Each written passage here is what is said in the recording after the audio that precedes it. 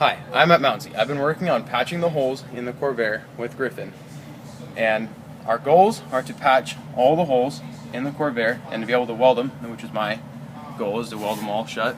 And the tools I have been using for this have been air duct right there. I figure that's nice because the smoke, it helps suck up the smoke that comes off the welds, and instead of getting throughout the entire shop and keep it from smelling bad. So, and the welder I'm using is a 140 Pro MIG, great welder, and we're using the GMAW process, so that requires the CO2,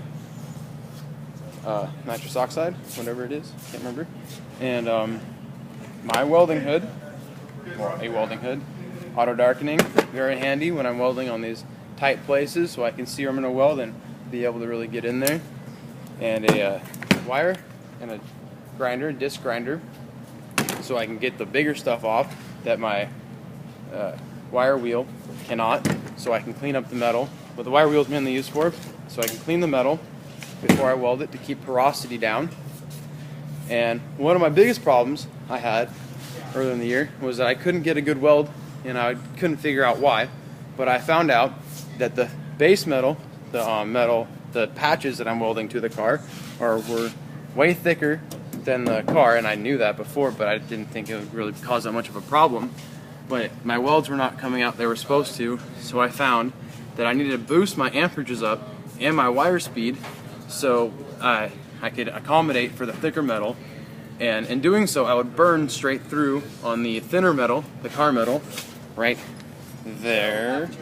It's not very thick, so I had to run my bead down beneath, mainly onto the patch, and slowly work it in to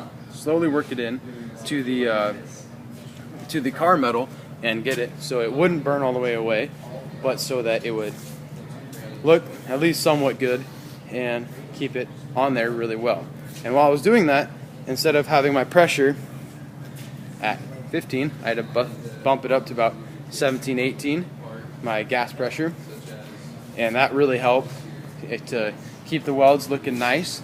And here's an example of a finished product right here that me and Griffin were working on. See, he had to make these patches. Can't really see the patches that much right here, but there's a patch, there's a patch. There was a big hole before, and we had to stick in with a metal rod and hold it back while I tacked it onto there.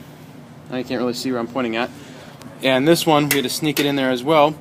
And I had a problem trying to stick onto a rod there so Griffin can hold it, but I found that I used a 7018 arc welding rod. I stuck it in there and to hold it there. Well, I didn't do that, but I had somebody help me with that.